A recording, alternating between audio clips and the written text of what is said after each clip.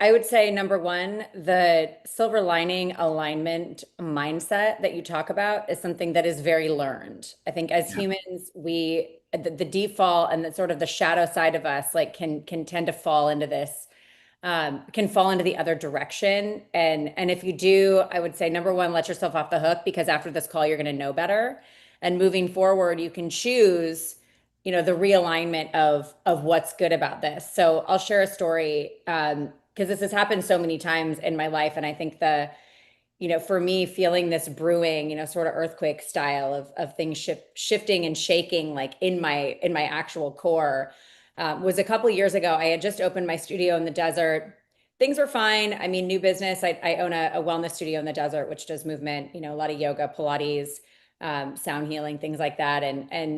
I wasn't a new teacher. I just was and I wasn't a new business owner, but I was a new brick and mortar business owner. I was learning, growing, fine, but I wasn't happy. And it was like this, like the stress of a new business was definitely there, but that wasn't it.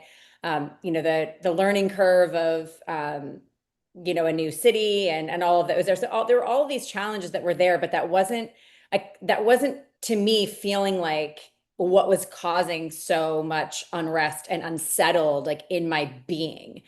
And I was working with a business coach at the time, and she hosted this retreat. It was called the Founders Club, and so we're in, hill country of Austin, Texas. We're all in a house together. I was a little resistant to do that because I'm not a big like let's all go in the house together type of gal. But I did, and I showed up, and about a day in, I'm having a one-on-one with her, and clearly my attitude was like radiating all over me.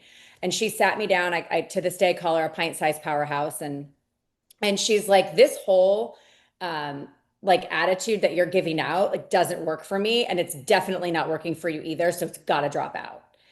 And like being called to the mat in that moment was so powerful because she knew that something else needed to like be birthed. And I wasn't willing to admit it because it's like subconsciously, I didn't want to take on the work.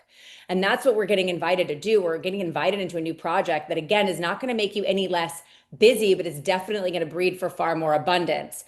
So I'm sure, Todd, if I let you guess what this project was, it became very clear I needed to write my book.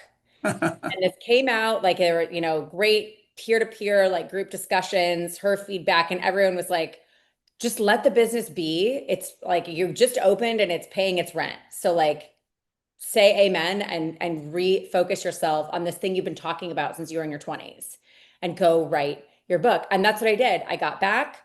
Like I figured out a plan. I booked a cabin in Idlewild about like 2 months later.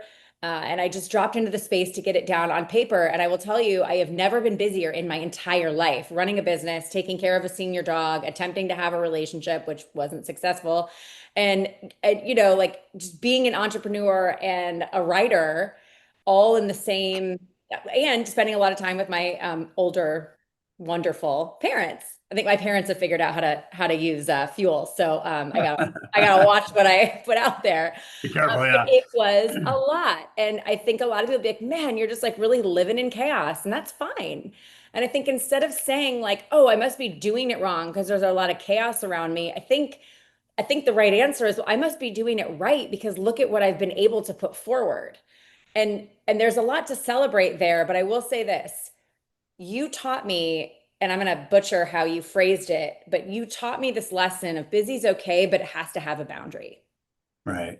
That kind of summing it up. It's like you can drop into that space, and the older you get and the more you do it, the more you're going to be aware of when it's coming and about how long it's going to take.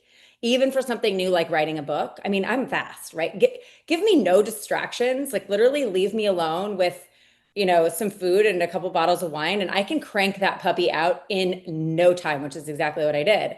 But you have to put a boundary around it. Like by this date, I've got to be done with this season because then my body has to shift like out of this adrenaline, like fight or flight, the deadlines, the like being chained to the thing you're producing. But it's okay to drop into those spaces. And I think the book is one of the biggest pieces of professional, output that I have to show for how chaos can actually be a driver and a positive force.